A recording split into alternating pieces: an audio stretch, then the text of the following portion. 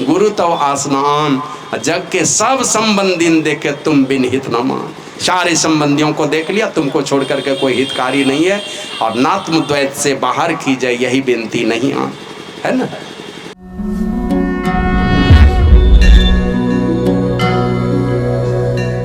तो संत सदगुरु से कभी ये धरती खाली नहीं रहती, हमें सदैव हैं, कभी ये खाली नहीं रही है।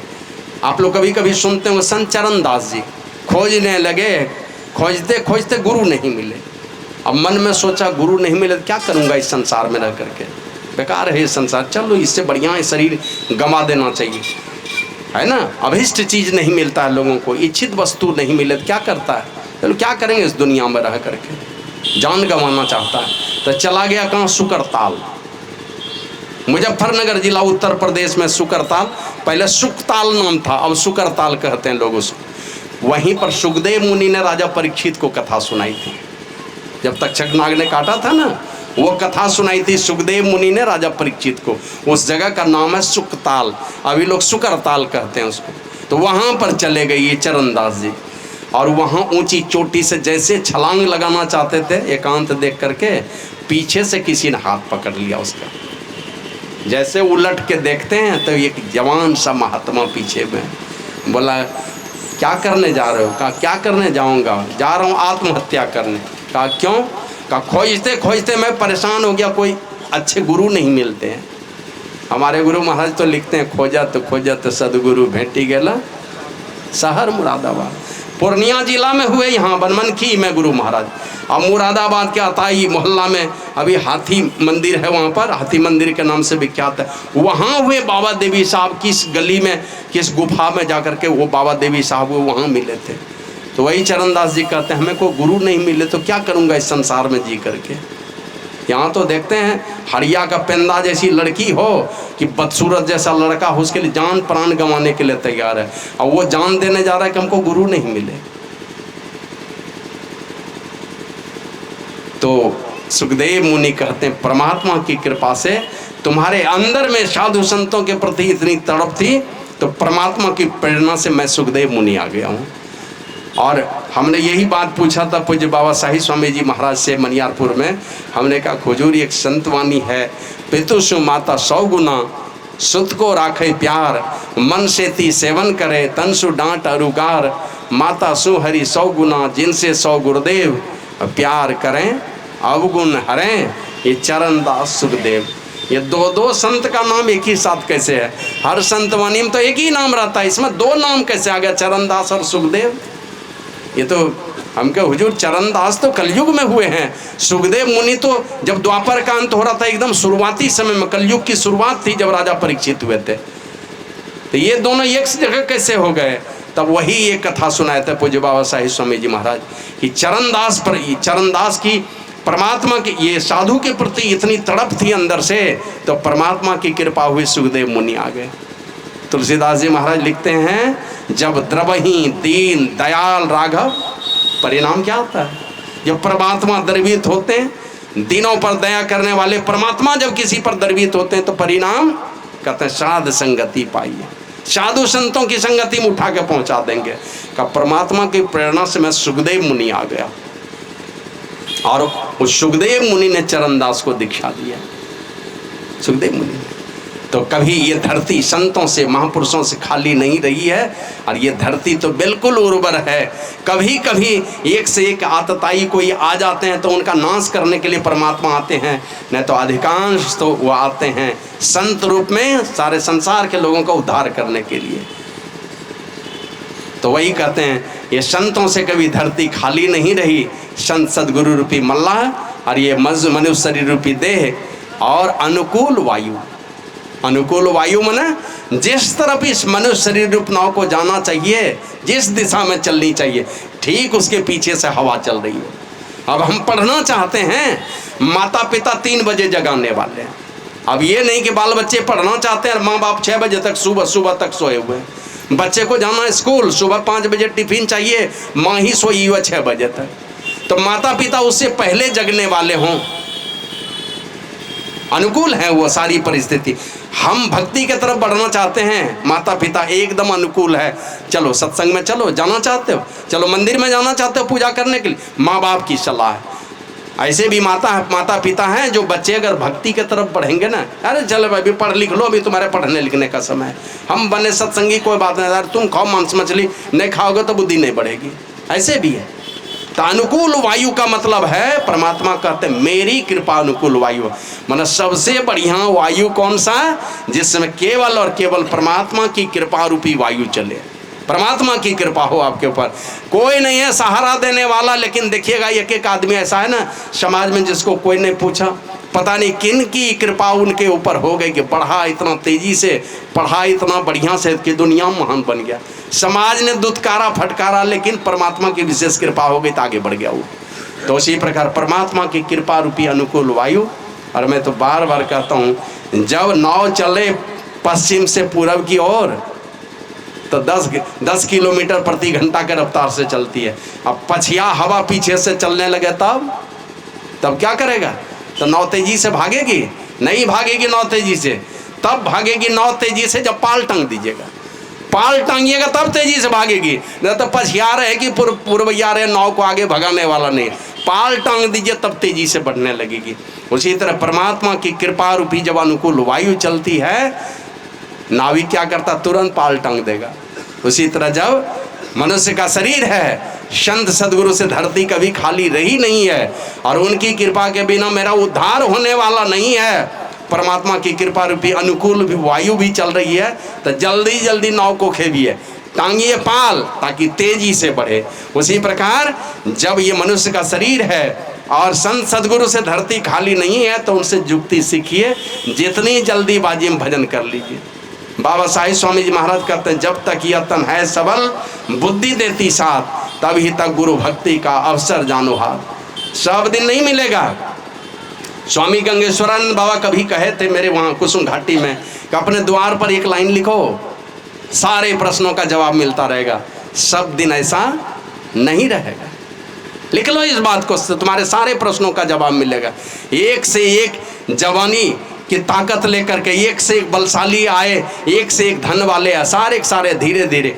अब बहुत लोग तो इस प्रकार का हुए ना, बड़े बड़े लोग कहाँ किस तलहट्टी में चले गए, छोटे छोटे लोग इतनी तेजी से आगे बढ़ रहे हैं, एकदम ऊंचे ऊंचे जगहों पर पहुंचते चले जा रहे हैं, महानता की तरफ बढ़ते चले जा रहे हैं।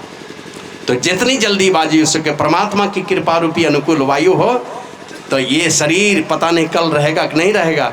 हमारे गुरु महाराज लिखते हैं, छन छन पल पल समय सिरावे, नर्तन दुर्लभ फिर नहीं पावे, धन जन परिजन सहित अपन तन, सब छाड़ी जइहो काम न अंतावे। ये अपना तन भी नहीं आएगा काम, इसलिए कहा दुर्लभ मनुष्य तन, करिए गुरु भजन, बिना रे भजन व्यर्थ जन्म न सावे। व्यर्थ ही नहीं चला जाइए मनुष्य जन्म, और एक बार चूका तो मिलने वाला नहीं है। फिर जितने आसानी से बोले कि परमात्मा कृपा होगी तो मिल जाएगी, कृपा पहले तो दुर्दशा कितनी होगी वो तो वर्णन नहीं है। YouTube के माध्यम से सुनते होंगे आप लोग मेरा प्रवचन, कोई न कोई जरूर सुनते होंगे, है ना। कब मिलेगा कहा नहीं जा सकता है। हम लोग एक बार गए जोशीमठ, जानते हैं आप लोग जोशीमठ, जब ये क्या बद्रीनाथ धाम का दर्शन करने उत्तराखंड में जब जाते हैं, वहाँ से लगभग 70-80 किलोमीटर नीचे में है जोशीमठ। जब खूब बर्फ़ का समय आता है तो नीचे में पूजा होने लगती है, बद्रीनाथ लोग नहीं जाते हैं, जोशीमठ में पूजा, उसी को ज्योतिष पीठ भी कहते हैं। तो वहाँ पर गए, एक सहतूत का पेड़ मिला, समझते हैं ना, सहतूत तूत जिसको कहते हैं, काला काला जामुन की तरफ, वो सहतूत का पेड़ मिला। तो वहाँ के महात्माओं ने बताया, यहाँ पर जब 5 वर्ष के थे आदि गुरु शंकराचार्य, जिसको भगवान शंकराचार्य कहते हैं, जब 5 वर्ष के थे इस सहतूत के पेड़ के नीचे तपस्या किया। आज 2700-2800 वर्ष गुजर गए और उस सहतूत का पेड़ अभी जिंदा है। हम लोग कहीं वो पेड़ बन जाते तो पड़े रहते एक जगह पेड़ बन करके। मनियारा सांप हजारों वर्ष तक जीता है, जंगल में चला जाता है, जिसको मनी हो जाता है। एक एक कछुआ हजारों साल तक जीता है, कहीं कछुआ का शरीर दे देगा तो पता नहीं क्या होगा। अब मुर्गा मुर्गी में दे दिया तब तो पता नहीं किस दिन जब हो जाएगा, कहा नहीं जा सकता है। ये काली माई को कब यहाँ छुरिया बाबा के यहाँ चढ़ जाएंगे पता नहीं है। बहुत पहले, ये 93-94 के बाद मैं चला जाता वो छोटी वाली गाड़ी से, मैक्सी से, इधर बराबर महादेव बथान से मैं आता था। इस जगह पहुंचा शायद यहीं दुमुही मोड़ पर की कोई एक माता जी चढ़ी, हाथ गोद में एक पांठी, काली रंग की पांठी, बकरी का बच्चा लेकर के चढ़ गए। कि माता जी क्या है? तो कहते नहीं हमारा पोता होलो चाहिए गंगा माई का में गछला चलिए। तब के तो पोते चढ़ा देना चाहिए, पहला वाला दे देते गंगा मैया को, दूसरा वाला फिर गंगा मैया दे देती, तो कहीं वो शरीर मिल जाता तो हम ही लोग गंगा जी में फेंक दिए गए होते। देखते हैं 5, 6, 8 दिन का, 15 दिन का नहीं होता वो छोटा। अभी गाड़ी का गाड़ी, मुंह में बोली नहीं, पैर में क्या कहते हैं, चलने की शक्ति नहीं, क्या कहते हैं उसको, पलटी।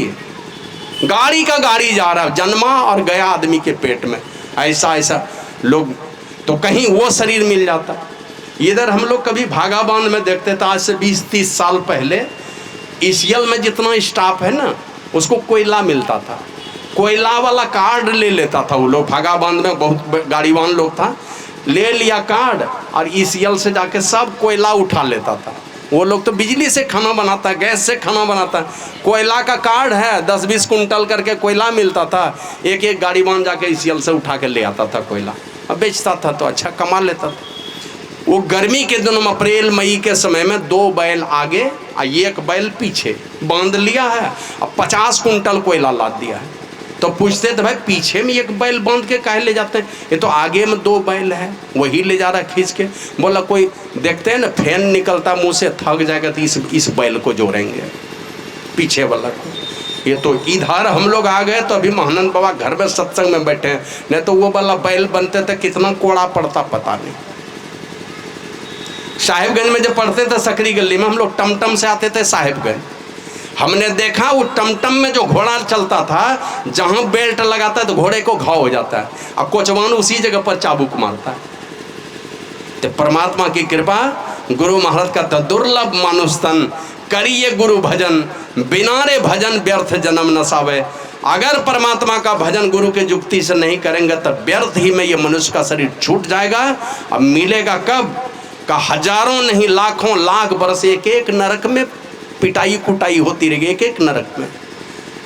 और उसके पहले तो पूज्य बाबा का भजन गाते हम लोग, बुझे रही है देह अमर है, नहीं जीवन अवसान, और अब तो जम के मुंगरी याद करी, थर थर करे छे मोर प्राण। वहां से शुरू होगी। जम देखते हैं थाना वाला पकड़ता है, रात को पकड़ा मुजरिम को, चालान करेगा तब तो जज के पास ले जाएगा, वो सजा देगा बाद में, 15 बरस देगा, माने फांसी देगा कि आजीवन देगा, वो तो बाद में देगा। अब पहले तो पुलिस वाला जब टांग उल्टा करके देता उस समय वो कौन बचाएगा। तो वो जमदूत की मार पड़ेगी, उल्टा पुल्टा करेंगे तो कितनी मार पड़ेगी, बाद में जज ने सजा देगा, लेकिन सजा के पहले ही दुर्दशा पूरा देगा। और अभी तो देख लीजिए यूपी में जाकर के थोड़ी भी गलती, कहीं पुलिस के हवाले, पुलिस के हत्थे चढ़ा, कहाँ इनकाउंटर होगा पता नहीं, मैंने लंगड़े बन करके निकलता है उधर से, पैर में मार देगा, 2-4 गोली मार देगा। तो उसी तरह ये दुर्दशा पूरी होने वाली है। हजारों ने लाखों लाख बरस तक एक एक नरक में पड़े रहेंगे, एक पाप की सजा भोगते रहेंगे, लाखों लाख, माने क्या कहते हैं, एक एक नरक में पड़ करके। भगवान श्री राम कहते हैं, चेतावनी देते हुए कहते हैं, बड़े भाग मानुष तन पावा, बहुत भाग्य है हमारा और आपका कि मनुष्य का शरीर पाएंगे। और कितना भाग्य वर्णन कर नहीं कर सकते हैं। दिन रात जिस देवी देवता की आराधना उपासना करते हैं, वो दिन रात भगवान से आराधना उपासना करते हैं, उनको ये शरीर दे दो। हम प्रार्थना करते हैं छोटे छोटे चीज़ों के लिए देवता के पास, और देवता दिन रात परमात्मा से प्रार्थना करते हैं, भगवान दया करो मेरे ऊपर, क्योंकि यहाँ मेरी वाली पत्नी किसकी पत्नी है पता नहीं, कोई किसी की पत्नी नहीं है। हमारी पत्नी को कौन देवता हरण करके ले जाएगा पता नहीं। दिन रात विषयों के दलदल में डूबे हैं, कोई किसी की माँ नहीं, कोई किसी की बहन नहीं, कोई किसी की बेटी नहीं, और कोई किसी की पत्नी नहीं। जिसको ताकत है, जिसकी लाठी उसकी भैंस, वही है वहाँ पर, जिसको मर्जी हो ले जाओ, और नहीं भी ले जाओ तो आप जानते हैं ना, गौतम ये विश्वामित्र मुनि कर रहे हैं तपस्या, और तपस्या से च्युत किसने किया, कौन, देवी आई थी, स्वर्ग की अप्सरा आकर के इनको च्युत कर दी, विश्वामित्र मुनि को गिरा दी। गौतम ऋषि की पत्नी सती नारी आए देवताओं के राजा, और आकर के उनके साथ में उनका शील हरण किया। बदले में इतनी बड़ी सजा गौ माता अहिल्या को मिली, साप दे दिया उसकी पति ने, जबकि है पतिव्रता नारी। तो वही देवता प्रार्थना करते हैं कि हमको ये मनुष्य का शरीर दे दो। भगवान श्री राम कहते हैं बड़े भाग मानुष तन पावा, बहुत बहुत भाग्य है तो मनुष्य का शरीर पाए हो। और खासियत इसमें यही है कि देवता ललायित हैं कि ये वाला शरीर चाहिए। क्या कारण है इसमें? कहते साधन धाम मोक्ष कर द्वारा, सारे साधनों का धाम है। बनना क्या चाहते हो, जो बनना चाहते हो वो यही शरीर वाला बन सकता है। अभी एक घटना घटी नेपाल में, कौन बनी वहाँ पर प्रधानमंत्री, अंतरिम सरकार बनी। कौन बनी है? जो पहली महिला चीफ जस्टिस बनी थी, प्रधान न्यायाधीश थी नेपाल की, वो प्रथम प्रधानमंत्री बनी है। महिला में प्रथम प्रधानमंत्री सुशीला कार्की, है ना, ये प्रथम महिला ये यहाँ नेपाल में प्रधानमंत्री बनी। हमारे देश में देख लीजिए, राष्ट्र महामहिम राष्ट्रपति के पद पर कौन बैठे हैं? द्रौपदी मुर्मू, आदिवासी परिवार की बेटी, संताल परिवार की बेटी, प्रथम नागरिक बनी हुई। दूसरा नागरिक बना भी देखते हैं यहाँ से, महामहिम उपराष्ट्रपति अभी श्री राधाकृष्णन, अभी हाल ही में बने। कौन बना राष्ट्रपति और उपराष्ट्रपति के पद पर? यही शरीर वाला तो गया है। आज जाकर के ऑफिस में पता कीजिए कि झाड़ूदार बना है तो कोई कुत्ता बिल्ली कहीं झाड़ू का लगाने का काम करता है क्या? अगर झाड़ूदार भी है किसी ऑफिस में, क्या कहते हैं, स्वीपर का काम करता है, शौचालय के सफाई का भी काम करता है, कोई आदमी का शरीर वाला ही करता है। इंजीनियर, डॉक्टर, प्रोफेसर जो बनना है सब आदमी का शरीर वाला है। और जो बनना चाहते हैं सारा साधन इसी शरीर के अंदर में, जो बनना चाहेंगे। और कारण भी है, आया है शास्त्र में, देहस्था सर्व विद्याश्च देहस्था सर्व देवता देहस्था सर्व तीर्थानि गुरु वाक्य न लभेते। इसी देह में सारी विद्या है, जो बनना चाहते हैं इसी के अंदर में सारी विद्या। खाली खोज तो लीजिए, खोजिएगा तो सब विद्या इसी के अंदर से उभर करके आएगा। तो एक विद्यार्थी हमारे देश में हुए, हम एक दो कहानी एक दो स्मरण के लिए बताता हूँ। एक विद्यार्थी गया आधे घंटे लेट से परीक्षा देने के लिए, वहाँ जो टीचर थे उनको कह सुन करके किसी तरह घुस गया, आधे घंटे लेट से घुसा। अब परीक्षा देकर आधे घंटे पहले निकल गया। ऊपर में लिखा था कि नहीं 5 प्रश्नों के उत्तर दें, 8 प्रश्न थे, नीचे लिखा था कि नहीं 5 प्रश्नों का उत्तर दें। अब वो 8 प्रश्नों का उत्तर लिख लिया और नीचे में लिख दिया कि नहीं 5 को देख लें। कौन थे वो विद्यार्थी? डॉक्टर राजेंद्र प्रसाद। अभी भी वो म्यूजियम में, मुझे पटना के संग्रहालय में उनकी कॉपी पड़ी हुई है। 8 प्रश्नों में 5 प्रश्न का जवाब देना था, दिया सबका जवाब। आधे घंटे लेट से गया, आधे घंटे पहले निकला और लिख दिया कि नहीं 5 को देख लें। जो देखना हो वही देख लीजिए, देना तो 100% नंबर देना होगा। ऐसे विद्यार्थी में तो उस कोई कुत्ता बिल्ली पढ़ करके गया उस कुर्सी पर, प्रथम राष्ट्रपति बने हुए।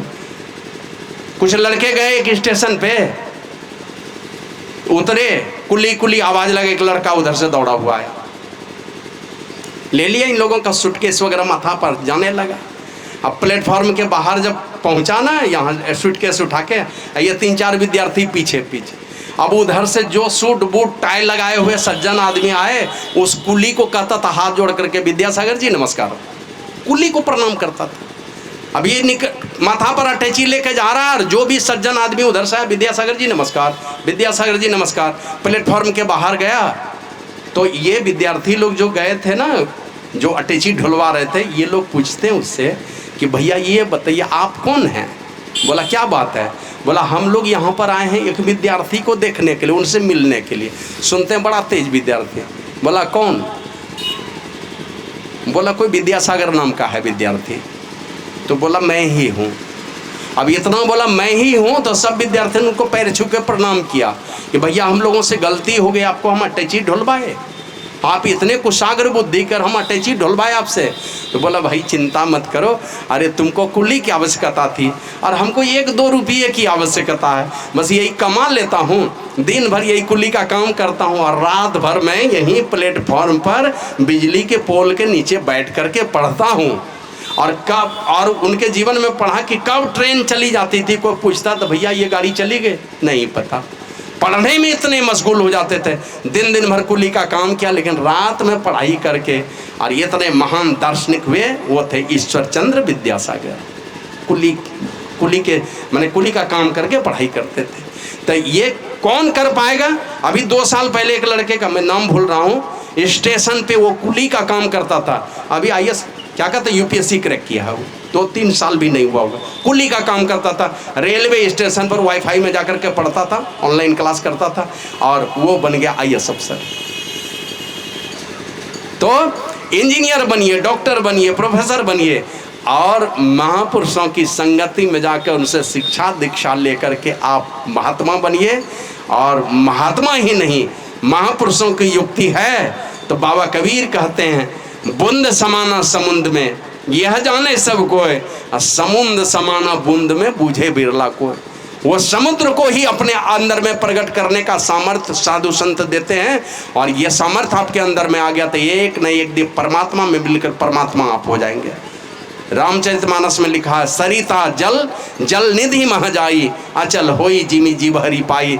जिस प्रकार नदी का जल सागर में जाके गंगा सागर हो जाती है, उसी प्रकार ये जीवात्मा परमात्मा मिलकर परमात्मा हो जाती है। तो वो संतों की युक्ति से चलेंगे, आप परमात्मा बन जाएंगे। आपके उंगली के इशारे पर सारी सृष्टि चलने लगेगी। गुरु महाराज कहते थे ना, अपने अनुकूल सारी परिस्थिति को बनाना चाहते हो तो क्या करोगे? IAS बनोगे तो तुम्हारे अनुकूल हो जाएगा क्या? अरे दूसरे पार्टी की सरकार होगी तो बदली करके कौन जिला में भेजेगा पता नहीं तो सेंटिंग पोस्ट में भेज देगा, तो तुम्हारे अनुकूल नहीं होगी। लेकिन ये संतों की दया अगर हो, उनकी दीक्षा से आप अगर सत्संग भजन करेंगे तो गुरु महाराज कहते हैं सत्संग करोगे तो ध्यान की अग्नि प्रज्वलित हुई, और ध्यान करोगे, ध्यान करो, सत्संग करो तो अनुकूल परिस्थिति का निर्माण होगा। तुम जैसा जैसा चाहोगे वैसा वैसा होगा, जो कहोगे वही होगा। माने ये प्रकृति द्वय उत्पत्ति लय होवे प्रभु की मौज से, तो तुम्हारी मौज से होने लगेगी। गुरु महाराज शाम में ले जाके देते थे, हुजूर जलपान कर लिया जाए। क्या है जलपान में? हुजूर लिया जाए ना। अब मुंह में जैसे देता था, अरे ये सुबह में तुम दे रहे हो हमको ये क्या कहते हैं चूड़ा भुजा खाने के लिए, नहीं हुजूर अभी शाम है। कौन कहता है शाम है? अब शाम को सुबह और सुबह को शाम, रवि को सोम, सोम को मंगल। माने सारी परिस्थिति अपने अनुकूल, जो कह दें वही हो। भागलपुर के DM रामानुजम साहब गए गुरु महाराज के पास, गुरु महाराज को कहते हैं कि हुजूर हमारी बदली हो गई, जबकि वो क्रिश्चियन थे। कहते हैं हुजूर हमारी बदली हो गई। कहा कौन बोला? हुजूर हम नोटिफिकेशन देख के आए हैं, चिट्ठी है मेरे ऑफिस में। बोले नहीं ना, आपको गलतफहमी हुई है, आपकी बदली नहीं हुई है। अब एक IAS अफसर बोल रहा है कि मेरी बदली हो गई है, और गुरु महाराज कुप्पा घाट में बैठे बैठे करे आपकी बदली नहीं हुई है। बोले हुजूर मैं देख के आया हूँ। कहा ना आपकी बदली नहीं हुई है। और आए तो देखते हैं नोटिफिकेशन में नाम नहीं है उनका, जबकि अपने से देख के गए। 6-7 महीने बीत गए, फिर जाते हैं गुरु महाराज के पास। तब गुरु महाराज कहते हैं DM साहब आपकी तो बदली हो गई।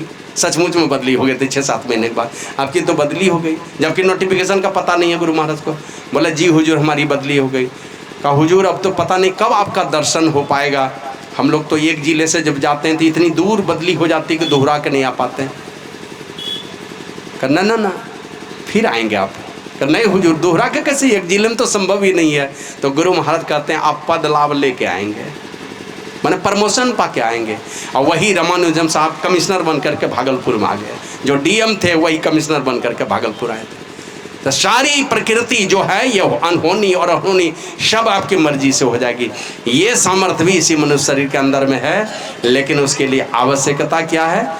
भगवान श्री राम कहते हैं बड़े भाग मानुष तन पावा, सुर दुर्लभ सब ग्रंथ ही गावा, साधन धाम मोक्ष कर द्वारा।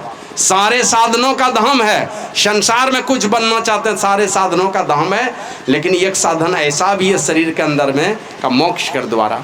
मुक्ति का द्वार भी इसी शरीर के अंदर में है, बाकी और किसी शरीर में यह मुक्ति का द्वार नहीं, इसी शरीर में है। और ये भी नहीं कहा कि ब्राह्मण के शरीर में और चमार के शरीर में नहीं है, ऐसा नहीं है। जो भी मनुष्य शरीर वाला है, ये सबसे बड़ा भाग्य है कि हमको मनुष्य का शरीर है, और सबके अंदर में वो मोक्ष का द्वार है। उस द्वार में प्रवेश करने की विधि जान लीजिए, थोड़ा थोड़ा प्रयास कीजिए, तो आप उस मुक्ति के महल में प्रवेश कर जाएंगे, मोक्ष के धाम में पहुंच जाएंगे, तब होगा बड़े भाग मानुष तन पावा। नहीं तो दारू पी करके नाला में भी गिरने वाला शरीर है ये। पीता हर जाकर के लोगड़ रहेगा कहाँ पर। डीसी के गोपनीय शाखा में हमारी कभी पोस्टिंग थी, तो एक दिन कोना कोनी उधर से आते थे हम लोग, सीधे यहाँ क्या कहते हैं मस्जिद चौक पर निकल बाहर आते थे। यहाँ अनुमंडल शिक्षा पदाधिकारी का कार्यालय होकर के उधर से ही रास्ता था। अब उधर से आ रहे थे, एक लड़का जो है ना मेरे साथ आया, वो पिया हुआ था। वो क्या कहता है, हम हैं डीसी ऑफिस में बड़ा बाबू, और वो कहते हुआ रहे, अरे यार सुनो ज़्यादा पैसा नहीं लगेगा, 25,000 लगेगा तुम्हारा, हम यहाँ चपरासी में नौकरी लगवा देंगे। और वो हमको देखा भी नहीं हम कौन है, और वहाँ दारू पी कर के हमको नौकरी लगाते हुए आ रहा है। और यहाँ जब रोड पर चढ़ा है तब मेरा चेहरा देखा, चेहरा देख ले कहता है प्रणाम सर। वो पहचान गई तो डीसी ऑफिस का बड़ा वो। अब दारू पी करके वो हमारा नौकरी लगाते हुए चला आ रहा था। भागलपुर में एक आदमी गिर गया नाले में, सुबह सुबह पैर में रस्सा लगा करके बाहर किया, तो देखता 3 पीस सूट पहना है, नॉर्थ स्टार जूता है, हाथ में HMT कंचन घड़ी है, इस तरह से कश्मीरी शॉल गले में लपेटे हुए, और आधा भींग गया है नाला के पानी से भागलपुर बस अड्डे में। अब कुत्ता सब मरा हुआ जानवर को नहीं टांग पकड़ के बाहर करता है, तो उसी तरह खींच के बाहर निकाला, तो दर्शन थोड़ा टूटा होगा, पैर का रस्सा खोला। अब 5 मिनट तक अगबग किया। 5 मिनट के बाद आंख खोल करके माँ बहन लगा के गाली देते हुए कहता है, गाली तो आप लोग जानते हो, माँ बहन लगा के गाली देते हुए कहता है, कौन हमको स्वर्ग में सोए हुए थे, कौन हमको स्वर्ग से निकाल दिया बाहर। अब माँ लगा के गाली हुए देते हुए कहता है, ये बड़े भाग मनुष्य तन पावा हुआ। नहीं, भगवान श्री राम ने कहा इस शरीर के अंदर में वो 10वां द्वार है, उस 10वें द्वार में प्रवेश करेंगे, ये जीवात्मा परमात्मा में परिणत हो जाएगा, सारे विकारों से रहित होंगे। हमारे गुरु महाराज लिखते हैं, गंग जमुन जुगधार मदही सरस्वती बही, फुटल मनुष्वा के भाग गुरु गम नहीं लई। इस भेद को अगर नहीं जाना कि उस 10वें द्वार में कैसे प्रवेश करेंगे, प्रवेश कर गए तो वो परमात्मा का द्वार है, सीधे परमात्मा में ही मिलेंगे। हाँ, आज नहीं तो कल, 1 जन्म नहीं तो 10 जन्म मिलेंगे जरूर। कहाँ जाएंगे? इन 9 द्वारों में जम का पहरा, 10वें द्वार में परमात्मा का पहरा, संत का पहरा। जब भी जाएंगे तो संत दोस्त बन के आपको ले जाएंगे, और नहीं तो परमात्मा आपकी अगवानी करने के लिए वहाँ खड़े रहेंगे। पूज्य छोटे लाल बाबा, छोटे लाल मंडल जिनको कहते हैं, एक दिन इन्होंने सपना देखा, मेरी माँ रो रही है, याद पड़ गया माँ का, और एक लड़के को भेजा, जाओ एक कपड़ा खरीद दिया, ये माँ भेजा यहाँ से।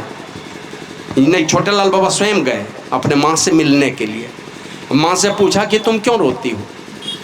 बोला रोती हूँ इसलिए कि मेरा बेटा साधु बन गया, मैं मर जाऊंगी तो वो तो मेरे मुर्दा शरीर को भी देख लेगा आके, लेकिन मेरा बेटा इतना बड़ा साधु बना, मैं कब देखूंगी, मैं तो मर जाऊंगी। अब तो कहा कब, कितना दिन जिंदा रहोगी? तो बोली और 4 महीना। 4 महीना। तो कहा अब हमको देख लिया ना? कहा हाँ। अब तो नहीं रहोगी? कहा नहीं। और किन्हीं को देखना है? बोला हाँ। कहा जिनको जिनको देखना है 1 महीना में सबको देख लो, बाकी जो 3 महीना बचेगा सूरज आ जाएगा उत्तरायण में, बाकी जो 3 महीना बचेगा उसमें किसी को नहीं देखना। 1 महीना में जितना सगे संबंधी है सबको बुला के देख लो, और नहीं अंतिम समय में देखने की लालसा रहेगी ना, तो गुरु महाराज लिखते हैं, यह दुनिया दिनचारी बसेरा, यहाँ न मेरा तेरा रे, मेरा तेरा दो जम के हाथ है। ये मेरा तेरा जिसको करें ये सब जम का हाथ है, अगर पकड़े उसको तो जम से पकड़े जाएंगे आप। इसलिए मेरा तेरा के चक्कर में नहीं, हरदम हमारे गुरु महाराज ने कहा सर्वक्षण गुरु बन, उसको मन में बिठा करके रखना।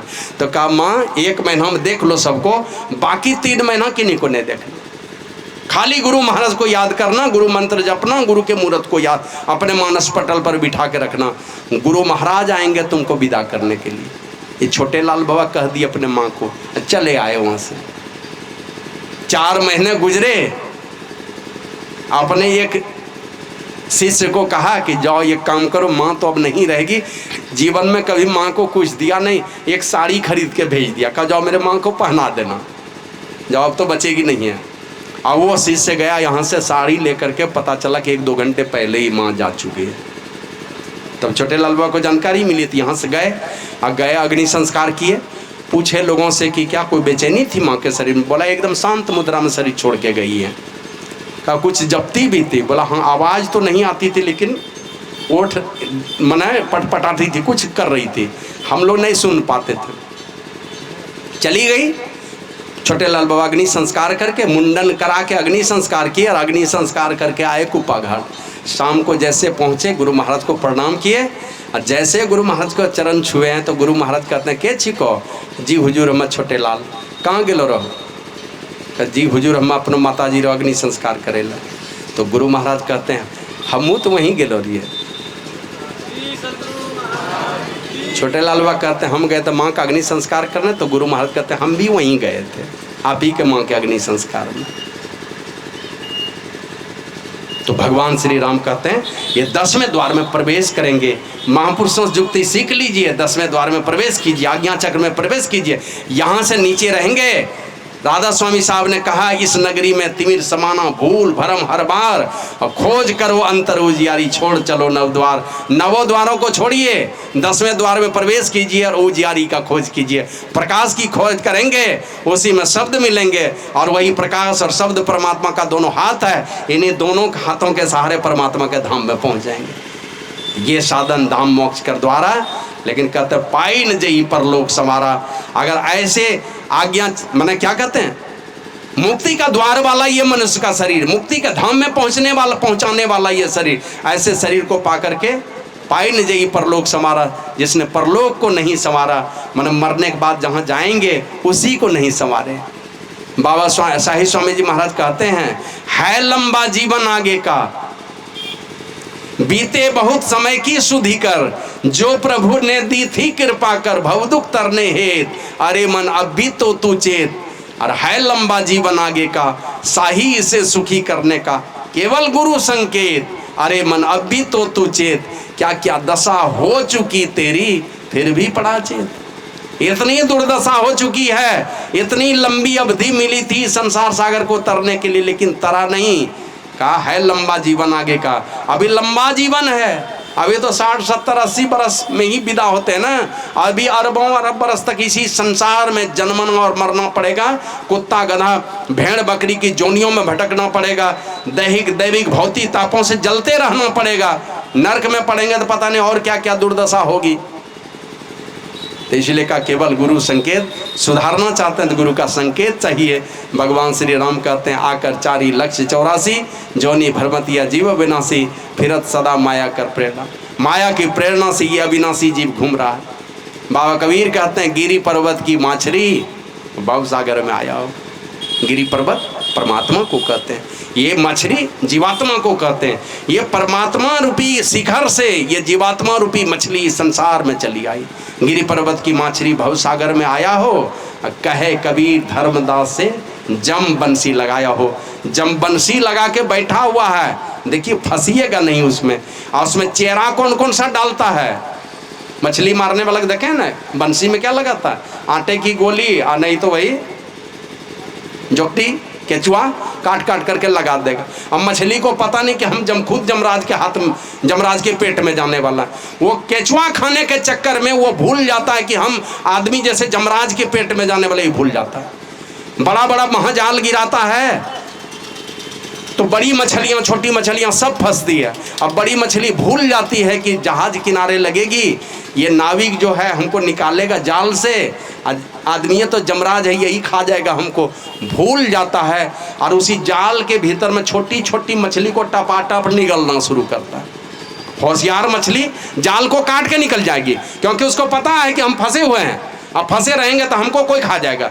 तो वो दिन वो समय आए उसके पहले ही वो जाल को फाड़ के निकल जाता।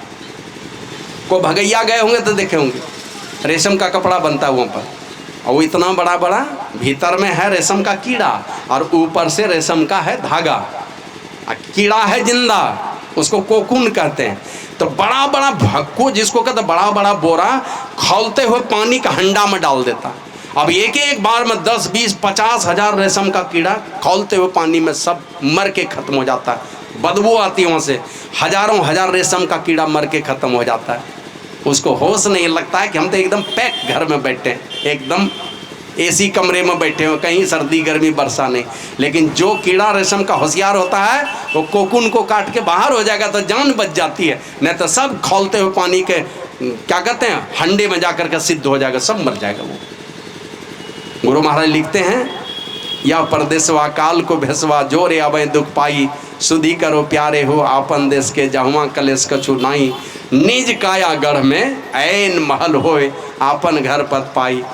ऐन महल समझते हैं ना, ऐन महल मना नेत्र महल, ऐन मना नेत्र होता, ये नेत्र महल होकर के अपने घर जाने का रास्ता है। निज काया गढ़ में, अपने काया रूपी किले में, निज काया गढ़ में ऐन महल होए, अपने नेत्र महल होकर के आपन घर पद पाई, अपने घर जाने का रास्ता पाओगे। चलोगे कैसे? कहते चलू चलू यही पथ, हाकत दृष्टि रथ धनी सदगुरु बतलाई। इस ज्ञान के जो धनी सदगुरु हैं उन्होंने ये भत बतलाया कि चलू चलू यही पथ, हाकत दृष्टि रथ, मतलब दृष्टि रूपी रथ पर सवार होकर के तुमको चलना पड़ेगा, उस 10वें द्वार में प्रवेश करना पड़ेगा, तब प्रकाश आपको मिलने वाला, उजियारा मिलने वाला। तो ये काम अगर करते हैं तो भगवान श्री राम कहते हैं ये काम अगर किए तब तो बड़े भाग, और नहीं किए तो कहते यही तन कर फल विषय ना भाई, स्वर्गो सल्पंत दुखदाई, नर्तन पाई विषय मन देई, पलटी सुधाते सट विषलेई, ताई कबहू भल कहे न कोई, गुंजाग्रही परसमनी खोई। बचपन में सुने थे ना, इतना सा धान लेकर के जाता था खेत में, ये दुकानदार के पास एक तरफ धान रखा, दूसरे तरफ 2 ठो शकरकंद चढ़ा दिया। ये राजा भीटा साइड से आता, 1 किलो चावल दे दो, 1 किलो मिट्टी ले लो, चावल के बराबर अब मिट्टी, पहले धान से बराबर बराबर अब चावल से बराबर बराबर चलता है। का वो इतना बड़ा मूर्ख है, भगवान श्री राम कहते हैं वो धान के बदले मिट्टी ले लो, धान के बदले आम ले लो, कोई अनाज ले लो, तो उतनी मूर्खता नहीं है। लेकिन वो मूर्खता है कि मनुष्य शरीर पा करके जो विषयों में मन लगाता है, का वो समझो अमृत के बदले में जहर ले रहा है, दे रहा है अमृत। अमृत पा सकते थे, परमात्मा की भक्ति करेंगे तो अमर हो जाएंगे, वो रस मिलेगा संतों के पास, वो छोड़ करके हम विषय रूपी विष का पान करते हैं। का ये समझो ये मनुष्य शरीर पा करके विषयों में मन लगाना अमृत के बदले में जहर मोल लेने जैसा है। तो इससे बचा करके कहते हैं ये मनुष्य का शरीर परमात्मा ने दिया है, भटकोगे कितने कितने लाखों लाख बरस तक कहाँ भटकते रहोगे, आकर 4,84,000 जोनी भरमती जीवन से। ये जो अविनाशी जीव 4 खानियों में 84 लाख जोनियों में कब तक भटकता रहेगा पता नहीं, लाखों लाख वर्ष किस नरक में पड़े रहेंगे पता नहीं है। तो इसलिए महापुरुषों की युक्ति सीख करके मनुष्य शरीर रूपी ये नाव है, संत सदगुरु रूपी मल्ला हैं, और परमात्मा की कृपा रूपी अनुकूल वायु है। इस नाव को खेवने के लिए किनको देंगे, किनसे प्रार्थना करेंगे? इस नाव का खेवटिया बन जाइए। भगवान श्री राम कहते हैं गलती नहीं करना, इस नाव का खेवटिया कौन का? और वाला नाव का कोई खेवे, दारू पी के कि गांजा पी के भांग खा करके कोई भी चला लेगा, लेकिन इस नाव का खेवटिया के भी देवता को नहीं बनाना है ना। नर्तन भव वारिद कह बेरो, सन्मुख मरुक अनुग्रह मेरो, करंधार सदगुरु दृढ़ नावा। इस मनुष्य शरीर रूपी दृढ़ नौका के मल्ला संत सदगुरु हैं, इसको संतों के हवाले करना, वो पार लगाएगा। इस मनुष्य शरीर रूप नौका को कोई देवी देवता पार लगाने वाला नहीं है, जब भी पार लगाएंगे तो संत सदगुरु पार लगाएंगे। इसलिए गुरु महाराज कहते थे मुक्ति देंगे परमात्मा, नहीं तो इस संसार में एक ही महापुरुष है, वो है संत, यही मुक्ति दे सकते हैं, कोई देवी देवता की औकात नहीं है। ईश्वर देव पितर परिजन सो होत ना या उपकार, यह में ही होवत गुरु से। जब भी होगा तो गुरु से होगा। परमात्मा है सामर्थ्यवान, वही करेंगे, लेकिन जब भी करेंगे मुक्ति देने का काम तो गुरु रूप में उनको आना पड़ेगा। बिना गुरु रूप में आए वो मुक्ति नहीं दे सकते हैं। इसलिए कभी भूल से भी ये जीवन की बागडोर, इस जीवन रूपी नैया को किसी देवी देवता के हवाले नहीं कीजिएगा। घर में माताएं बहनें जो शादीशुदा हैं, ससुर हैं, भैंसुर हैं, जिसको जेठ कहते हैं, देवर हैं, जेठानी है, देवरानी है, नंदरानी है, जो भी है सबका आदर सम्मान करती है, लेकिन अपने पति से ऊंचा स्थान की नहीं करने हो सकता। तो उसी तरह किसी देवता के विरुद्ध मत बोलिए, सब देवता पूजनीय हैं, आदरणीय हैं, ऐसे नहीं हो गए। कोई तो परमात्मा ने देवता बनाया है, और नहीं तो कोई हम लोगों के बीच से ही सत्कर्म करके ऊंचे लोकों में गए, वो देवता बने।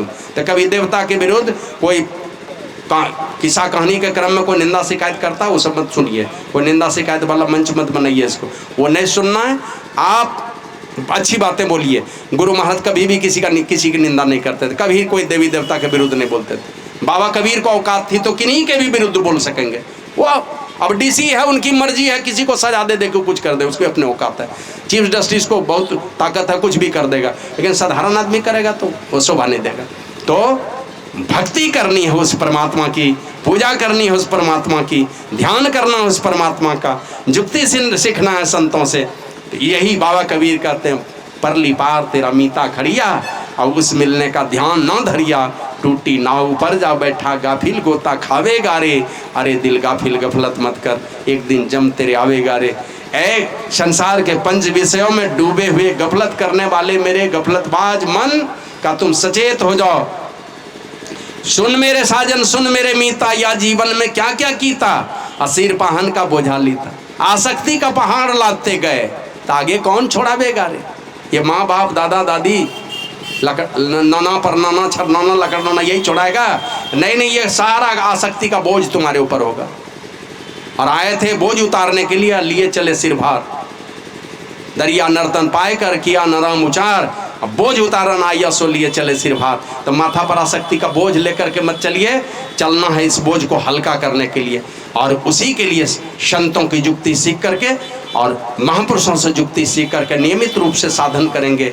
धीरे धीरे भगवान श्री राम कहते हैं, इस संसार से जाएंगे, जाने के पहले शरीर रूपी नाव को संत सदगुरु के हवाले कर दीजिए, नहीं तो परली पार तेरा मीता खड़िया, और उस मिलने का ध्यान न धरिया। उस परमात्मा से मिलने के लिए कभी ध्यान नहीं धरा, और टूटी नाव पर जा बैठा। ये कर्म कांडात्मक कर्म जो है ना, सब टूटा हुआ नाव है।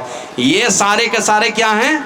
तुलसीदास जी महाराज लिखते हैं, माता सबरी को उपदेश देते हुए कहते हैं, नर विविध कर्म अधर्म बहुमत शोक प्रद सब त्यागहु, विश्वास करी कह दास तुलसी राम पद अनुरागहु। और कहते कहते अंतिम तुलसीदास जी लिखते हैं, जातिहीन अग जन्म ही मुकुट किन्न असनार। अब महामंद मन सुख चाहसी ऐसे प्रभु ही विसार। जो पापों को जन्म देने वाली ऐसे नारी को भी जिसने उद्धार कर दिया, ऐ मेरे मूर्ख मन, तुम उनको उस परमात्मा को छोड़ करके सुख चाहता है। नर विविध कर्म अधर्म बहुमत, बहुत प्रकार का कर्म, बहुत प्रकार का कर्म कांडात्मक कर्म और अधर्म, और बहुत प्रकार का मत और मतांतर, ये सब दुख देने वाले हैं, शोक देने वाले हैं। तो विश्वास करी कह दास तुलसी राम पद अनुरागहु, राम के चरणों में अनुराग कीजिए, परमात्मा के चरणों में प्रेम कीजिए। और इस प्रेम को दृढ़ करने के तुलसीदास जी महाराज जी लिखते हैं, संत सरल चित जगत हिता, जानी सुबाहु सनेहु, बाल विनय सुनी करी कृपा, राम चरण रति देहु। इस बालक की विनती सुन करके हमको राम के चरणों में अनुराग दीजिए, क्योंकि संत पुरुष अनुराग के खजाना हैं, प्रेम के खजाना हैं, दया और भक्ति के खजाना हैं। इसलिए तुलसीदास जी महाराज संत पुरुष से मांगते हैं, हम भी उन संतों से मांगे, उनके चरणों का भिखारी बने और उनके चरण शरण में रह करके उनसे याचक बन करके दीक्षा दान लें। और आप जानते हैं, जिस प्रकार की पढ़ाई पढ़ना चाहते हैं, अब कोई गैरेज में कार मोटर कार कुछ बनाने के लिए सीखना चाहता है, तो उनको एकांत स्थान चाहिए क्या? नहीं चाहिए। उसको शोरगुल हो रहा है फिर भी मोटर ठीक कर लेगा। लेकिन आप पढ़ना चाहते हैं महीन चीज़, आपको एकांत स्थान चाहिए। उसी प्रकार भक्ति साधन अगर करना चाहते हैं, तो भक्ति साधन के लिए खान पान की शुद्धि की आवश्यकता है ना। जब तक खान पान की शुद्धि नहीं रहेगी, आप में रूहानी तरक्की नहीं हो सकती है। तो खान पान की शुद्धि रखिए, महापुरुषों के चरणों में सरल बन करके, क्या कहते हैं, याचक बन करके दया की भीख मांगिए कि गुरु प्रभु, ब्रह्मनिष्ठ महापुरुष के पास जाकर के दया की भीख मांगिए कि आप हमें दया की भीख देने की कृपा करें, आप अपनी चरण शरण में लगा लें। यही प्रार्थना करते हुए गुरु महाराज लिखते हैं, मोहि दे दो भक्ति दान सदगुरु हो दाता जी, 10 दिशी विषय जाल से हूँ घेरो, टरत नहीं अज्ञान, गाढ़ अविद्या प्रबल धार में, भय हूँ बहिर वही भय वही हैरान, और निज बुद्धि बल को कछु न भरोसा, गुरु तव आसनान, जग के सब संबंधी देखे तुम बिन हित न मान। सारे संबंधियों को देख लिया, तुमको छोड़ करके कोई हितकारी नहीं है, और नात्म द्वैत से बाहर की जाए यही विनती नहीं आन, है ना। आप अच्छी बातें बोलिए। गुरु महाराज कभी भी किसी की निंदा नहीं करते थे, कभी कोई देवी देवता के विरुद्ध नहीं बोलते थे। बाबा कबीर को औकात थी तो किन्हीं के भी विरुद्ध बोल सकेंगे। वो अब डीसी है, उनकी मर्जी है, किसी को सजा दे को कुछ कर दे, उसकी अपने औकात है। चीफ जस्टिस को बहुत ताकत है, कुछ भी कर देगा, लेकिन साधारण आदमी करेगा तो वो शोभा नहीं देगा। तो भक्ति करनी है उस परमात्मा की, पूजा करनी है उस परमात्मा की, ध्यान करना है उस परमात्मा का, जुक्ति सीखना है संतों से। यही बाबा कबीर कहते हैं, परली पार तेरा मीता खड़िया, और उस मिलने का ध्यान ना धरिया, टूटी नाव पर जा बैठा गाफिल गोता खावेगा रे, अरे दिल गाफिल गफलत मत कर, एक दिन जम तेरे आवेगा रे। ए संसार के पंच विषयों में डूबे हुए गफलत करने वाले मेरे गफलतबाज मन का तुम सचेत हो जाओ। सुन मेरे साजन सुन मेरे मीता, या जीवन में क्या क्या कीता, असीर पाहन का बोझा लीता, आसक्ति का पहाड़ लादते गए, तो आगे कौन छोड़ावेगा रे। ये माँ बाप दादा दादी नाना परनाना छरनाना लकड़नाना यही छोड़ाएगा? नहीं नहीं, ये सारा आसक्ति का बोझ तुम्हारे ऊपर होगा। और आए थे बोझ उतारने के लिए, लिए चले सिर भार, दरिया नर्तन पाए कर किया नरम उचार, अब बोझ उतारन आया सो लिए चले सिर भार। तो माथा पर आसक्ति का बोझ लेकर के मत चलिए, चलना है इस बोझ को हल्का करने के लिए। और उसी के लिए संतों की युक्ति सीख करके और महापुरुषों से युक्ति सीख करके नियमित रूप से साधन करेंगे, धीरे धीरे भगवान श्री राम कहते हैं इस संसार से जाएंगे, जाने के पहले शरीर रूपी नाव को संत सदगुरु के हवाले कर दीजिए, नहीं तो परली पार तेरा मीता खड़िया, और उस मिलने का ध्यान न धरिया। उस परमात्मा से मिलने के लिए कभी ध्यान नहीं धरा और टूटी नाव पर जा बैठे। ये कर्म कांडात्मक कर्म जो है ना, सब टूटा हुआ नाव है। ये सारे के सारे क्या हैं? तुलसीदास जी महाराज लिखते हैं माता सबरी को उपदेश देते हुए, कहते हैं नर विविध कर्म अधर्म बहुमत शोक प्रद सब त्यागहु, विश्वास करी कह दास तुलसी राम पद अनुरागहु। और कहते कहते अंतिम तुलसीदास जी लिखते हैं, जातिहीन अग जन्म ही मुकुट किन्न असनार, अब महा मंद मन सुख चाहसी ऐसे प्रभु ही विसार। जो पापों को जन्म देने वाली ऐसे नारी को भी जिसने उद्धार कर दिया, ऐ मेरे मूर्ख मन, तुम उनको उस परमात्मा को छोड़ करके सुख चाहता है। नर विविध कर्म अधर्म बहुमत, बहुत प्रकार का कर्म, बहुत प्रकार का कर्म कांडात्मक कर्म और अधर्म और बहुत प्रकार का मत और मतांतर, ये सब दुख देने वाले हैं, शोक देने वाले हैं। तो विश्वास करी कह दास तुलसी राम पद अनुरागहु, राम के चरणों में अनुराग कीजिए, परमात्मा के चरणों में प्रेम कीजिए। और इस प्रेम को दृढ़ करने के तुलसीदास जी महाराज जी लिखते हैं, संत सरल चित जगत हिता, जानी सुबाहु सनेहु, बाल विनय सुनी करी कृपा, राम चरण रति देहु। इस बालक की विनती सुन करके हमको राम के चरणों में अनुराग दीजिए, क्योंकि संत पुरुष अनुराग के खजाना हैं, प्रेम के खजाना हैं, दया और भक्ति के खजाना हैं। इसलिए तुलसीदास जी महाराज संत पुरुष से मांगते हैं, हम भी उन संतों से मांगे, उनके चरणों का भिखारी बने और उनके चरण शरण में रह करके उनसे याचक बन करके दीक्षा दान लें। और आप जानते हैं जिस प्रकार की पढ़ाई पढ़ना चाहते हैं, अब कोई गैरेज में कार मोटर कार कुछ बनाने के लिए सीखना चाहता है, तो उनको एकांत स्थान चाहिए क्या? नहीं चाहिए। उसको शोरगुल हो रहा है फिर भी मोटर ठीक कर लेगा। लेकिन आप पढ़ना चाहते हैं महीन चीज़, आपको एकांत स्थान चाहिए। उसी प्रकार भक्ति साधन अगर करना चाहते हैं तो इस भक्ति साधन के लिए खान पान के शुद्धि की आवश्यकता है ना। जब तक खान पान की शुद्धि नहीं रहेगी आप में रूहानी तरक्की नहीं हो सकती है। तो खान पान की शुद्धि रखिए, महापुरुषों के चरणों में सरल बन करके क्या करते हैं, याचक बन करके दया की भीख मांगिए कि गुरु प्रभु, ब्रह्मनिष्ठ महापुरुष के पास जाकर के दया की भीख मांगिए कि आप हमें दया की भीख देने की कृपा करें, आप अपनी चरण शरण में लगा लें। यही प्रार्थना करते हुए गुरु महाराज लिखते हैं, मोहि दे दो भक्ति दान सदगुरु हो दाता जी, 10 दिशी विषय जाल से हूँ घेरो, टरत नहीं अज्ञान, गाढ़ अविद्या प्रबल धार में, भय हूँ बहिर वही भय वही हैरान, और निज बुद्धि बल को कछु न भरोसा, गुरु तव आसनान, जग के सब संबंधी देखे तुम बिन हित न मान। सारे संबंधियों को देख लिया, तुमको छोड़ करके कोई हितकारी नहीं है, और नात्मद्वैत से बाहर की जाए यही विनती नहीं आन, है ना। तो ये गुरु महाराज प्रार्थना करते हुए, तो इसी प्रकार की प्रार्थना के भाव से संतों के पास जाकर के शिक्षा दीक्षा लीजिए, और एकदम पूरा विश्वास करके एक नए रिश्ते की शुरुआत होती है। ध्यान करने के लिए जिनका बतलाए वे मेरे गुरु प्रभु हैं, वे मेरे इष्ट देव हैं, लेकिन जहाँ शिक्षा दीक्षा लेते हैं वे मेरे गुरु पिता होते हैं। तो अपने बाप का नाम कोई नहीं डुबाता है कभी भी, अपने माँ का नाम कीर्ति को कभी डूबने नहीं देता है। उसी प्रकार शिक्षा दीक्षा जिनसे लिए आप अगर बढ़िया बनेंगे तो जहाँ से शिक्षा दीक्षा लिए उनकी भी कीर्ति दुनिया में फैलेगी। तो उस गुरु पिता की भी कीर्ति को धूमिल मत कीजिए कभी। दीक्षा लिए जैसा जैसा सिखाया, नहीं सीख पाए तो फिर से जाकर के सीख लीजिए उनसे, नहीं सीख पाते तो और कोई महापुरुष से जाकर के वहाँ सीख लीजिए और सीख करके नियमित रूप से जैसा वचन दिया है। हमारे गुरु महाराज लिखते हैं, यह सार है सिद्धांत सबका, सत्य गुरु को सेवना, में ही ना हो कुछ यही बिना गुरु सेव करनी चाहिए। तो उनके आदेश और उपदेश के घेरे में रहिए, समय पर ध्यान कीजिए, समय पर सत्संग कीजिए और मधुर बोली बोलिए। गुरु महाराज समझाते समझाते कहते हैं, सत्य सुहाता वचन कहिए, चोरी तजी दीजिए। चोरी को तजिए और सत्य वचन बोलिए, लेकिन सुहाता वचन बोलिए। सत्य बोलना है लेकिन सुहाने वाला बोलना है। ऐसा नहीं सत्य वचन बोल रहे हैं लेकिन कड़वी बात बोल रहे हैं, ऐसी वाणी मत बोलिए। बढ़िया वचन बोलिए, मधुर स्वभाव रखिए, समाज में प्रेम बांटिए। और ये नफरत वाला उल्टा पुल्टा जो कचड़ा सब सुनते हैं इधर उधर, कोई वो महात्मा से कोई वो सत्संगी, दिमाग खाली रखिए एकदम। अच्छे महापुरुषों के जो विचार हैं और श्रद्धानंद या कोनोनंद ये हमारे आदर्श नहीं हैं। आदर्श हमारे हैं महर्षि में ही परमहंस जी महाराज, और उनके आदर्शों पर चलने वाले को अगर महापुरुष हैं तो ठीक है, नहीं तो हम गुरु महाराज को अपने हृदय में बिठा के रखेंगे।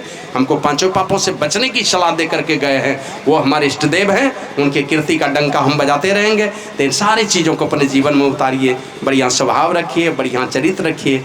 और आप जानते हैं एक बेटा बेटी आ जाता है संसार में, किसी के भी घर में एक बढ़िया सा बेटा आ गया, माँ बाप का कीर्ति अमर हो जाता है। रामायण में लिखा है, भगवान श्री राम का उपदेश है, तनय मातु पितु तो सनिहारा, दुर्लभ जननी सकल संसारा, सुनु जननी सो सुत बड़ भागी, जे पितु मातु वचन अनुरागी। माता पिता के वचन से प्रेम रखिए। प्रणाम करते हैं कि नहीं करते हैं कोई बात नहीं, वो बाद में देखा जाएगा, लेकिन जैसा कहते हैं माता पिता उनके आदेश के खिलाफ होने की कोशिश मत कीजिए। और ऐसा काम कीजिए कि आपके माता पिता भी अगर टेढ़े मेढ़े रास्ते पर चल रहे तो वो भी अपना रास्ता सुधार ले, आप बढ़िया बने। और ऐसी प्रेरणा भरे माता पिता के अंदर में कि वो भी अच्छे रास्ते पर चलने वाले बन जाए। एक छोटी सी कथा कह करके मैं अपनी वाणी को विराम दूंगा। एक आदमी था, वो जवान हो गया, पता नहीं संग दोष के कारण उल्टा पुल्टा काम सीख लिया। अब वो उल्टा पुल्टा काम क्या था जानते हैं? जाति का था स्वर्णकार, सोनार जाति का था, लेकिन कहाँ से सीख लिया? पैसे के लोभ में गाय काटने लगा, कसाई बन गया। अब सोनार को तो अपने ढेर पर बहुत आमदनी है उसको, अब वो काम छोड़ करके गाय काटने लगा, गौ घातक कसाई बन गया। किसी सोनार की दृष्टि पड़ गई उस पर, बोला कि भाई ये क्या करता है, तुम तो मेरी जाति के हो और ये तो क्या करते हो तुम, चलो मैं सिखाता हूँ अपना काम। तो अपना वाला धंधा सिखाया उसको, और अपना धंधा सिखा के अब तो पैसा कमाने लगा और अपने ही बेटी से ब्याह कर दिया उसका। चलने लगा दिन खूब बढ़िया से, बारी बारी से 4 बेटे का जन्म हुआ उसके घर में। अब ये पिताजी जो गाय काटता था पहले, आधा उम्र तो वही किया है, आधे उम्र से जीवन सुधारा है, 4 बेटा हो गया। और चारों बेटे के ऊपर परमात्मा की ऐसी कृपा हुई कि चारों बेटा भगवान बुद्ध का शिष्य हो गया, चारों दीक्षा ले लिया। साधु की संगति पाई हो जाकी पूर्व कमाई, परमात्मा की कृपा हुई, भगवान बुद्ध का चरण शरण हो मिल गया उनको, चले गए, चारों दीक्षा ले लिए। और ये पिताजी हो गए बूढ़े। बूढ़े होने के बाद इन्होंने कभी सत्संग भजन साधु संतों का संग कभी कुछ किया नहीं। ये चारों बेटा जब जवान हुआ तो चारों बेटे ने भगवान बुद्ध को निमंत्रण दिया, अब बुलाया अपने घर पर, बढ़िया भोजन कराया, दक्षिणा दिया। चारों भाई हाथ जोड़ करके खड़े हो गए, कहा कि भगवान मैंने जो ये भंडारा किया है ना, अपने पिता के मुक्ति के लिए किया है, मेरे पिताजी का उद्धार कर दीजिए। बोले कहाँ है पिताजी? बोले सर सही क्या कहते हैं, मृत्यु सैया पर पड़े। तो अंदर गए भगवान बुद्ध, देखा लेटे हुए अंतिम समय में। तो भगवान बुद्ध जैसे देखे उनके पिताजी को, तो भगवान बुद्ध कहते हैं, ऐ गो घातक कसाई, तेरा शरीर पीले पत्ते के समान जर्जर हो चुका है, और तेरे प्राण को हर करके ले जाने के लिए यमराज खड़ा है। जमदूत इसलिए नहीं खड़ा है कि वहाँ भगवान बुद्ध खड़े हैं। अब बेटा 4 भगवान बुद्ध का भक्त हो गया, जमदूत का औकात है ले जाने का? कहा जमराज तुम्हारे प्राण को हर कर ले जाने के लिए तैयार है, और तेरा शरीर पीले पत्ते के समान जर्जर हो गया है, इसलिए ए गो घातक कसाई, तेरे पास तो कोई पाथे भी नहीं है, पाथे में ना रास्ता में चलते हैं, जो खाना पीना लेकर के चलते हैं ना, उसी पाथे कहते हैं। कहा तेरे पास कुछ पाथे भी नहीं है, इसलिए मूर्ख मत बनो, पंडित बनो, सारे मलों को धो डालो। सारे मल को धोना, यही पाथे बन जाएगा आपके लिए। सब विकार को हटा दीजिए मन से, पूंजी हो जाएगी परमात्मा के भक्ति की। विकार निकल जाएगा, परमात्मा आपके हृदय मंदिर में बैठ जाएंगे। का सारे मलों को धो डालो और अपने लिए सुरक्षा का घेरा तैयार करो। मूर्ख मत बनो, पंडित बनो, अपने लिए सुरक्षा का घेरा तैयार करो और सारे मलों को धो डालो। अब इतना कहना था, अब बोल करके भगवान बुद्ध निकले। इशारा तो परमात्मा और जीवात्मा का था, समझ गया वो गोघातक कसाई। निकले वो उधर, अब दिन मन मंदिर में बैठ गए भगवान बुद्ध। उनका ही चेहरा घूमने लगा, भगवान का ही स्मरण होने लगा। और इतना भगवान का स्मरण होने लगा इतना तेजी से, चारों तरफ भगवान के नाम का ही घेरा बन गया। ऐसा वातावरण तैयार हुआ। शरीर छूटा, चारों बेटा रोते हुए बाहर निकला, जाके भगवान को कहा कि भगवान मेरे पिताजी चले गए, मेरे पिताजी की क्या गति हुई। का जिसके घर में 4-4 बेटे धर्मात्मा हो, ऐसे पिता की दुर्गति हो ही नहीं सकती है। अभी तत्काल तुम्हारे पिताजी जन्म लिए स्वर्गलोक में जाकर के। तो इसलिए ऐसा बेटा जिस घर में है, पिताजी की दुर्गति में पड़ जाए ये हो ही नहीं सकता। खुद सत्संगी आदमी थे, सत्संग भजन से बड़ा ही प्रेम था। और हम लोगों के लिए तो दुनिया में कोई ऐसा नहीं है जिसके अंदर में कोई कमी नहीं होती, सबके अंदर कुछ ना कुछ कमी होती है। तो उस कमी को देखेंगे तो दुनिया में एक भी अच्छा आदमी नहीं मिलेगा। अच्छे लोग खाली अच्छाई देखते हैं, बुरे लोग दूसरे की बुराई देख देख करके अपने को गंदगी से भर लेते हैं। तो अच्छे लोग थे, मैं जब भी आता था बहुत मैंने आत्मीयता से मिलते थे, बहुत सरलता से बातें होती थी, सत्संग के प्रति बहुत रुचि थी उनको। और उसी का परिणाम है दोनों पति पत्नी एक समान अच्छे आचार विचार के हुए। तो घर में अनुकूल परिस्थिति है, बेटी हैं वो भी अच्छे स्वभाव की, बेटे घर में साधु रूप में एक बेटा आ गया तो ये तो और खुशी की बात है। तो निश्चित रूप से गुरु प्रभु की उन पर कृपा होगी।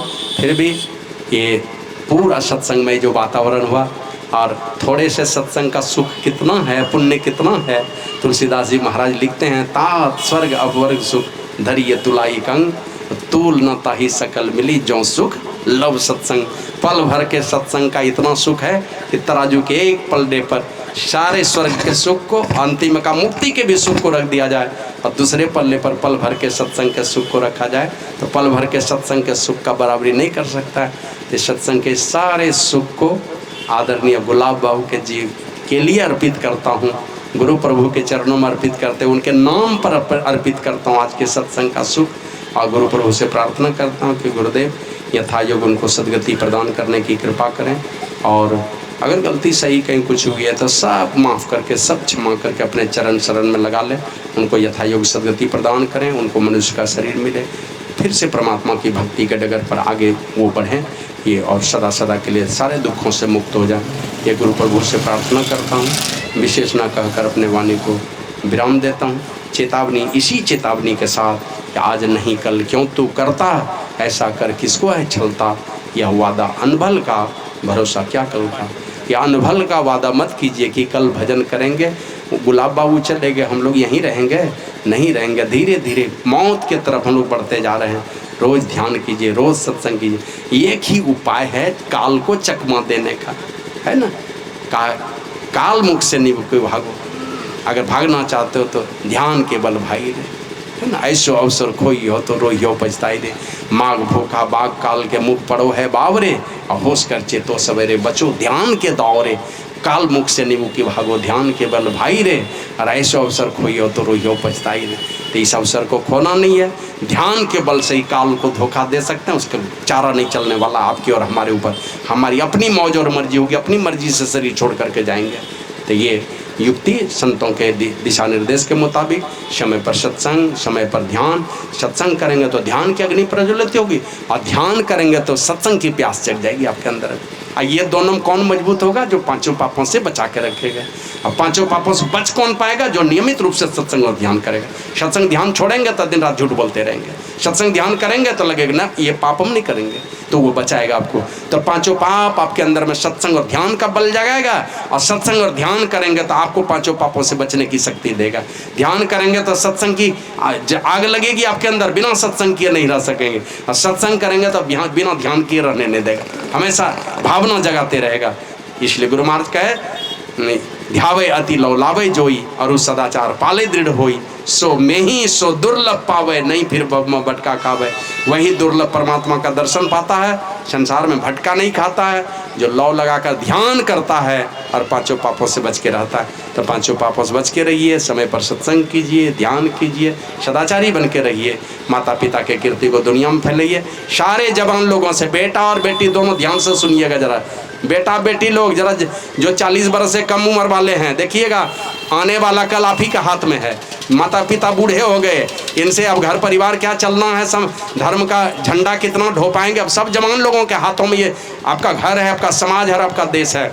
आप देख लीजिए, धर्मात्मा बेटा बेटी का जरूरत है भारत माता को और आपके माता पिता को भी। तो कुछ कीजिएगा, अपने माँ बाप को कभी कलंक नहीं झेलने दीजिएगा और भारत माता के लिए कपूत नहीं बनिएगा, सपूत बन करके रहिएगा। धर्म पुत्र बन करके रहिए, राष्ट्र पुत्र बन करके रहिए, और वो वही बन पाएगा जो पांचों पापों से बच करके रहेगा।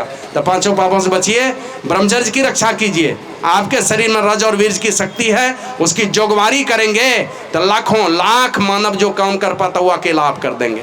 पढ़ लिख करके बड़ा बनना चाहते हैं तो सूक्ष्म चीज़ों के ग्रहण करने की क्षमता आपके अंदर में चाहिए, और उसी के अंदर में सूक्ष्म चीज़ों को ग्रहण करने की क्षमता होती है जो ईमानदारी से ब्रह्मचर्य का पालन करेगा।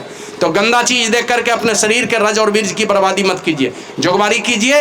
आपके अंदर में ब्रह्माग्नि प्रकट हो जाएगी और कोई ऐसा काम नहीं संसार का अनहोनी वो होनी में नहीं बदल दे, माना सारी शक्ति आपके अंदर में आएगी। तो बढ़िया चरित्रवान बन करके रहिए। बेटियों के विषय में बार बार कहता हूँ, बेटी हीरा है हीरा और बेटा सरिया है, दोनों है कीमती। सरिया के बिना मकान नहीं बनेगा, हीरा उससे भी कीमती है। सरिया में जंग लगे तो कुछ न कुछ दाम में बिक जाता है, और हीरा में थोड़ी भी खर्च लगे तो दाम खत्म हो जाता है। बेटी लोग जरा बच के रहिएगा, बढ़िया चरित्र से रहिएगा, और नहीं तो 56 टुकड़ा में बैठिएगा अगर नज़र का धोखा खा गए तो गलत सही उल्टा पुल्टा निर्णय कभी नहीं लीजिएगा। धर्म के रास्ते पर चलिए, माता पिता के मर्जी के खिलाफ कभी कदम मत उठाइए। माता पिता को दर्द है इसलिए कि आपको पैदा किया है, और 1-2 साल से जिससे प्रेम हुआ उसने आपको पैदा नहीं किया है, मर जाइएगा तब के लिए रोने के लिए वो नहीं आने वाला और जिंदा जला देगा वो। तो ऐसे चीज़ों से बेटा और बेटी सब लोग सावधान रहिएगा। राष्ट्र के प्रति, अपने देश के प्रति, धर्म के प्रति, अपने माता पिता के प्रति सजग रहिए, धरती माता के प्रति सजग रहिए। पांचों पापों से बच के समय पर ध्यान सत्संग कीजिए। नहीं कर पाते हैं कम से कम बीच में नहीं कर पाते हैं सुबह उठिए जाकर के मंदिर में माथा टेक करके आइए, राम राम कीजिए, हरे कृष्ण कृष्ण कीजिए, कुछ भी कीजिए, लेकिन भगवान के नाम को हमेशा जपते रहिए। जहाँ सीखना है जिस साधु से सीखना सीखिए। अच्छा रहेगा कि चलू चलू चलू भाई, धरु गुरु पद धाई, हो भाई दृढ़ अनुरागी भ्रम त्यागी भाई। सारे भ्रमों को छोड़कर गुरु प्रभु के चरण का दास बने। राम और कृष्ण ने दुनिया वालों को सिखाया कि चक्रवर्ती सम्राट भी बनोगे, बिना गुरु के कृपा का तुम्हारा इस संसार में उद्धार होने वाला नहीं है। तो चलिए गुरु प्रभु के चरणों में बहुत बहुत भला हो सब लोगों का।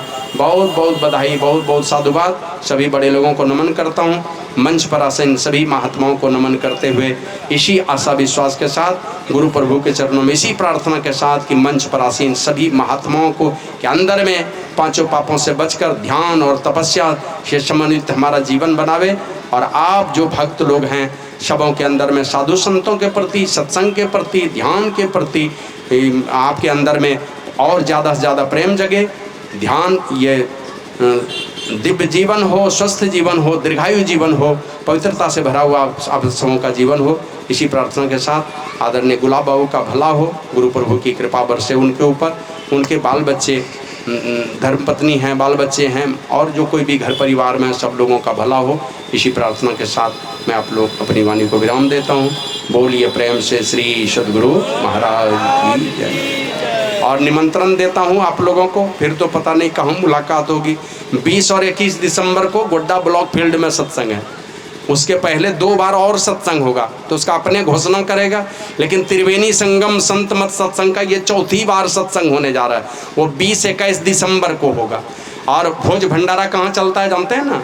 त्रिवेणी संगम वाला, वह है वृंदावन होटल में सत्संग होता है, वहाँ फील्ड में। भोज भंडारा वृंदावन होटल में। और त्रिवेणी संगम में पहला दिन का भंडारा आप लोगों को पता है।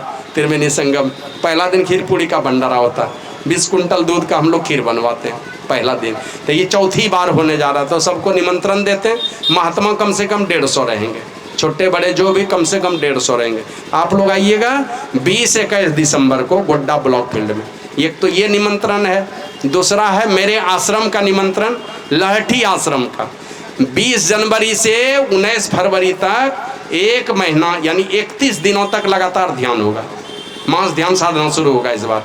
1 महीने का ध्यान होगा 31 दिनों का, और अंतिम में 2 दिन बड़ा सत्संग हो। 20 जनवरी से 19 फरवरी ध्यान, और 20-21 फरवरी को 2 दिन का सत्संग होगा। अप्रैल में जो सत्संग करते थे 20-21 को, अब वो नहीं होगा। अब जनवरी फरवरी में 20 जनवरी से 19 फरवरी ध्यान होगा, और 20-21 फरवरी को 2 दिन का बड़ा सत्संग होगा। मैं आप लोगों को निमंत्रण देता हूं, जो ध्यान करने वाले लोग हैं सहयोग करना है तो कीजिएगा, ऐसे हम लोग निःशुल्क रखेंगे। जो ध्यान करना चाहते हैं वो आ जाइएगा, 1 महीना फ्री। और इसी में से अगर किन्हीं को इच्छा हो, हम लोग एक टाइम के भंडारा का वहाँ पर रखें। अभी 33 आदमी तैयार हो चुका, 62 टाइम भंडारा होगा, 33 आदमी तैयार हो गया एक टाइम भंडारा देने के लिए।